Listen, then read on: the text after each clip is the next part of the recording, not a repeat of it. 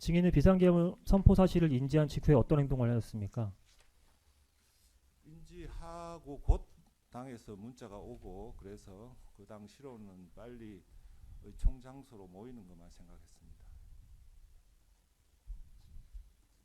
그럼 바로 바로 당사로 이동한 예, 것인가요? 그렇죠. 바로 와서 이제 수행원한테 연락을 해서 언제 올 수 있느냐, 차가 언제 되느냐, 뭐 그런 연락하고 저도 나갈 준비하고 그렇게 하고 있었습니다.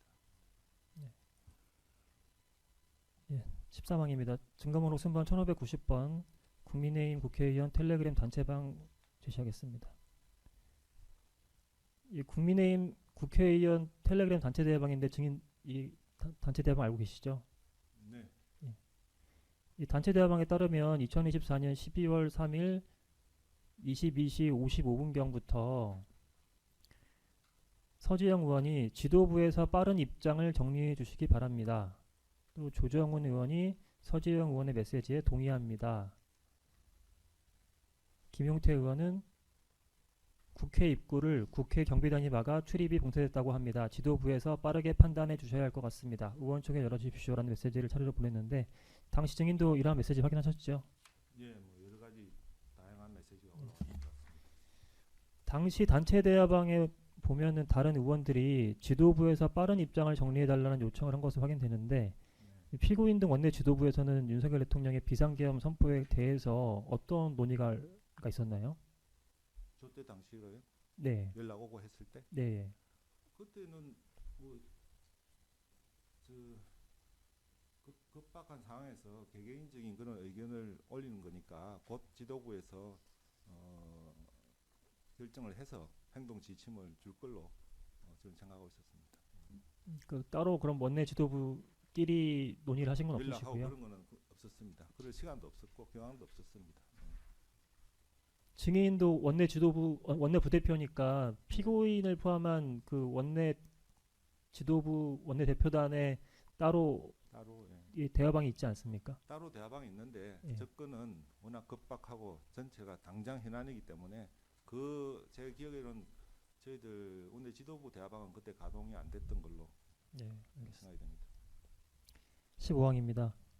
역시 증거 순번 1590번 국민의힘 국회의원 텔레그램 단체방 제시하겠습니다. 또한 국민의힘 국회의원 텔레그램 단체방에는 22시 59분경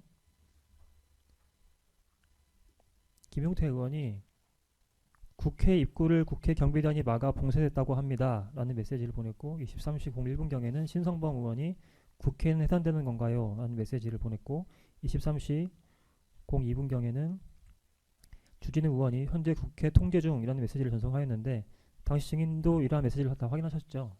예. 워낙 메시지가 올라와가지고 보고는 있었습니다. 자, 증인은 그럼 국회의원으로서 국회가 출입이 통제됐다는 것을 확인했는데 예. 그렇다면 당시에 뭔가 비상계엄이 잘못되었다라는 생각을 해보지 않았습니까? 그거하고 그렇게 직접 연결을 안 했습니다.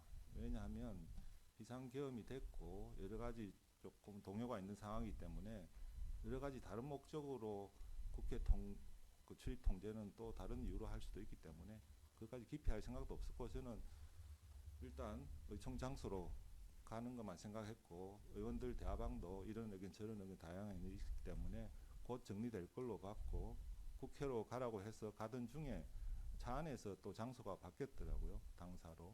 그래서 당사로 가자 그래서 또 당사로 가고 있던 중이었습니다. 추가로 물어보겠습니다. 국회의원도 지금 국회를 못 들어가는 상황이고 뭐 국회 해산까지 말이 나오는 상황인데 다른 목적이나 다른 뭐 그 의사로 국회 출입을 통제하거나 할 그런 사안이 있나요? 아니 그게 예. 국회가 막혔다는 게 팩트인지 어느 정도 막혔는지 그게 상황이 바뀔 여지가 있는 건지 없는 건지 그런 것도 불확실한 상황이기 때문에 일단 제가 어떻게 의사결정을 하거나 뭘 행동할 건 없기 때문에 그런 거는 저 대화방에 그냥 흘러가는 거고 저는 빨리 몸을 다른 의원들하고 같이 만나서 논의를 해야 되겠다 그 생각만 했습니다. 알겠습니다. 17항입니다. 증인은 비상계엄 선포 이후부터 당사에 도착할 때까지 원내대표인 피고인에게는 연락을 한 사실이 없으시죠? 없습니다. 따로 연락하지 않은 이유가 있으십니까? 평상시에 연락을 안 합니다. 할 일도 없고요. 예, 그렇습니다. 부대표로서 원내 대표에게 연락할 일이 없습니까? 글쎄 제 기억에는 1년에 한 두 번밖에 안 한 것 같은데요. 거의 알겠습니다. 연락할 일이 없고 다른 지도부 채널이나 이걸 통해서 하고요. 뭐 개인적으로 이제 뭐 식사 약속이나 이런 거 있을 때 한두 번 연락한 것 같습니다. 예, 18항입니다. 원내 부대표가 그렇게 원내 대표랑 같이 현안에 대해서 의견을 교환하고 협의하고 그러지는 않습니다. 알겠습니다. 18항입니다. 역시 준거순번 1590번 국민의힘 국회의원 텔레그램 단체 대화방을 게시하겠습니다. 윤석열 대통령의 대국민 담화가 끝난 직후인 2024년 12월 3일 22시 48분경부터 대통령의 비상계엄 선포는 잘못된 것입니다. 국민과 함께 막겠습니다라는 한동훈 당대표의 입장이 언론을 통해 보도되었고, 박수영 의원과 박정화 의원은 국민의힘 국회의원 텔레그램 단체 대화방에 대통령의 비상계엄 선포는 잘못된 것입니다. 국민과 함께 막겠습니다. 국민의힘 당대표 한동훈 이런 메시지를 전송했는데, 증인도 당시에 한동훈 당대표의 입장을 확인하셨죠? 예, 봤던 것 같습니다. 그 추가로 하나 물어보겠습니다. 한동훈 당대표는 자신의 저서에서 위헌 위법한 비상계엄 이미 명백했기 때문에 유혈 사태 없이 계엄을 막기 위해 법무부 장관 출신인 여당 대표가 신속하고 강력하게 반대 입장을 내야 했다고 밝혔는데, 이러한 그 당대표의 입장을 표명한 것을 보고 증인은 어떻게 판단했습니까? 저는 일단 그 명백하다고 표현하셨는데 그런 의사결정을 어떤 근거로 했는지 일단 납득이 안 되고 성명서 나온 지 얼마 안 돼서 그런 당대표 입장이 나와서 조금 저 개인적으로는 좀 성급하다, 너무 빠르다 이런 생각이 들었고, 필요하다면 의원들이 모여서 본인들이 가지고 있는 정보라든지 이런 걸 다 이야기한 다음에 공통적으로 의견을 내야지 당대표 혼자서 그렇게 앞서서 하는 거는 좀 빠르다는 그런 개인적인 생각을 했습니다. 19항입니다. 준거순번 1585번 국민의힘 원내행정국 문자메시지 제시하겠습니다. 2024년 12월 3일 22시 59분경 국민의힘 원내행정국은 피고인 명의로 비상의원총회 알림, 잠시 후 비상의원총회를 개최하오니 의원님들께서는 지금 즉시 국회로 모여주시기 바랍니다. 라는 메시지를 발송했는데, 증인도 이를 수신하셨죠? 네. 피고인이 비상의원총회를 소집하기 전에 증인을 비롯한 원내 지도부와 상의하거나 의논한 사실이 있습니까? 사전에 상의 안 합니다. 이런 거. 그럼 피고인이 결정하신 건다는 말씀인 건가요? 예, 원내 지도부에서 하는 거죠. 원내 지도부를 할 때는 통상적인 거는 극소수의 핵심들이 결정을 하고요. 저희 다른 부대표들은 나중에 그게 필요한 집행이라든지 이런 거 중심으로 하고 있습니다. 그 원내 지도부에는 그럼 원내대표인 피고인 말고 또 누가 들어갈 수 있습니까? 원내 지도부를 하면 주로 이제 정책위 의장님 하고 우리 사무총장님 하고 수석들, 수석 그때는 수석이 한 명이었죠. 수석, 원내 수석 뭐 이런 분들이 주로 의사결정은 합니다. 아무튼 증인은 이 비상계엄 당시 의원총회 소집할 때 피고인과 상의하거나 한 적은 없으시다 말씀이신 거죠? 네. 21항입니다.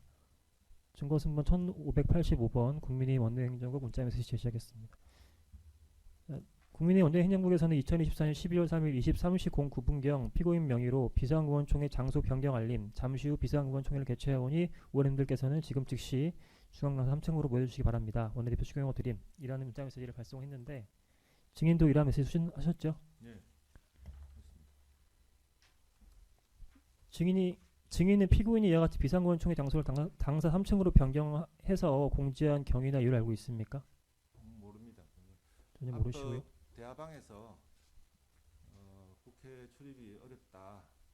그래서 당사로 변경한 걸로 그때 그렇게 이해를 했습니다. 증인은 지금 피고인하고도 연락한 바가 없는데 어떻게 그렇게 이해를 하셨다는 말씀이신가요? 저 대화방에 네. 막혔다, 못 들어간다 이런 말들이 텔레그램 대화방 네. 보고 이렇게 얘기했단 말씀이세요? 예, 그렇습니다. 저희들은 뭐 아는 게 없었죠. 23항입니다. 좀 바꿔서 물어보겠습니다. 그렇다면 피고인하고 연락을 안 했으면 당사에 도착할 때까지 다른 의원들하고는 연락한 사실이 있습니까? 없습니다. 예. 없으세요?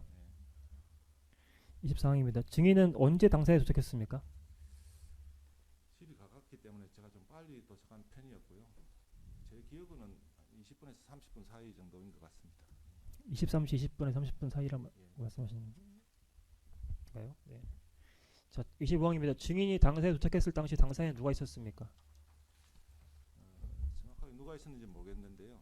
그 도착하니까 3층에 몇 분이 있었고요. 의원들이 한 두세 분 있었나?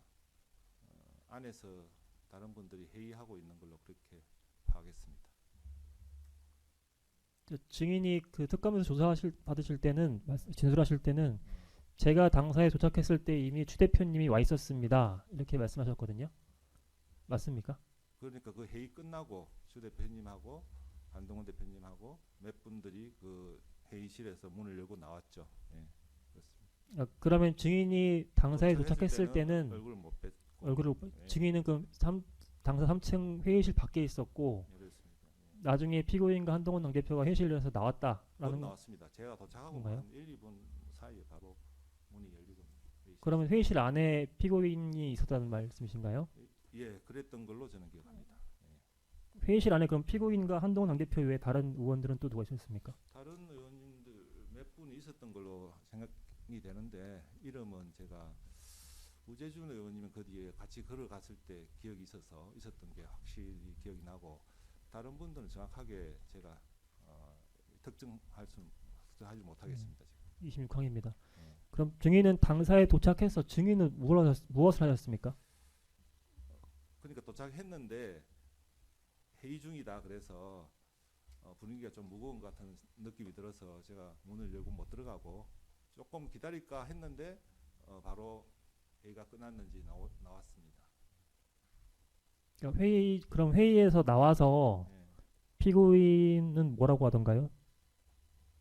그때 뭐 저하고 대화하고 그럴 건 아니었고 나오시는 분들이 그때 국회로 갑시다 뭐 이런 걸 해서 다들 장소가 또 국회로 바뀐 모양이다 이런 느낌을 갖고 바로 엘리베이터 타고 다 내려갔거든요. 그래서 저도 따라서 그냥 같이 내려가고 국회로 가는 모양이다 동선이 바뀐 모양이다 생각하고 저도 따라서 내려갔습니다. 27항을 좀 바꿔서 물어보겠습니다. 그러면 증인은 당사에서 피고인을 만났을 때 피고인과 뭐 대화를 나눈 사실이 없다는 말씀이신가요? 그러니까 눈을 마주치거나 손 악수하거나 그러지 않았던 것 같습니다. 예. 그렇다면 피고인이 비상계엄에 대해서 뭐 어떻다 저떻다 얘기를 한 바도 없습니까? 당사에서? 제가 들은 건 없습니다. 28항 물어보겠습니다. 증인은 피고인이 비상계엄 선포 이전인 2024년 12월 3일 21시 45분경 홍철호 정무수석에게 전화해서 약 1분 1초간 통화하고 비상계엄 선포 이후인 12월 3일 22시 56분경 홍철호 정무수석에게 전화해서 약 3분 23초간 통화한 사실을 알고 있었습니까? 저는 몰랐습니다. 피고인은 홍철호 정무수석과의 그 2024년 12월 3일 22시 56분경 통화와 관련해서 상황 파악 및 전국 우려에 관해서 대화를 나누었다고 하는데 나중에라도 그럼 증인은 피고인으로부터 홍철호 정무수석과의 통화 내용을 전달받지 못했습니까? 개인적으로 전달받은 건 없고요. 나중에 뭐 이 총이라 이런 거 통해서 원내대표는 설명하면서 그런 게 있었던 것 같습니다. 언젠가요? 비상계엄 해제 이후인가요? 뭐 이유인지 아니면 해제 이유죠. 당연히 해제 이유고 그 뒤에 며칠 뒤에 뭐 이창호 여러 번 했지 않습니까? 그러는 과정이었는지 그 뒤에 다 끝나고 나서였는지 모르겠습니다만 그런 통화를 했다는 거는 그 뒤에 알았고 그 당시로는 전혀 몰랐습니다. 그럼 증인은 2024년 12월 3일 23시 11분경 피고인이 한덕수 국무총리에게 전화해서 약 7분 25초간 통화한 사실도 그것도 전달받지 못했다는 그것도 거고요. 똑같습니다. 한덕수 국무총리는 피고인과의 통화 당시 상황에 대해서 추경호 대표가 어떻게 된 일인지 물어서 제가 대통령실에 들어가게 된 이후부터 계엄이 선포될 때까지 상황과 저를 비롯하여 국무위원들이 비상계엄 선포에 반대했음에도 윤석열 대통령이 비상계엄을 선포하게 된 상황 등 경위를 설명해 드렸습니다. 진술했는데 그럼 이러한 통화 내용도 증인은 당시에 피고인으로부터 전달받지 못했다는 말씀이신 거죠? 네, 그렇습니다. 증인은 그 특검 조사 때는 2025년 9월 27일 날 조사 때 예, 예, 이 피고인이 홍철호 정무수석과 통화한 사실, 예, 한덕수 국무총리와 통화한 사실, 예. 그 사실을 지금 조사받으면서 알게 됐다라고 말씀하셨거든요. 조사 받으면서 알게 됐다고 했습니까? 네. 글쎄요. 그 뒤에 모르겠습니다. 그 뒤에 저희 정인이 그 뒤에 의총 과정에서 의원들한테 설명하는 용도로 한 두 번 정도 PPT 자료도 통해서 이렇게 설명도 하고 했거든요. 그래서 쭉 시간대별로 경과라든지 이런 걸 한번 설명했기 때문에 그 기억하고 좀 제가 좀 섞이는 것 같은데 그렇습니다. 그 한참 뒤에 알았던 건 맞는 것 같습니다. 한참 뒤에 알게 네, 됐다 그렇습니다. 말씀이신가요? 예, 네. 그럼 그날 비상계엄 해제된 당일은 아니란 말씀이신 건가요? 예, 그렇습니다. 그때 당일이나 그 후에 며칠 사이에 그런 대안은 없었던 것 같습니다.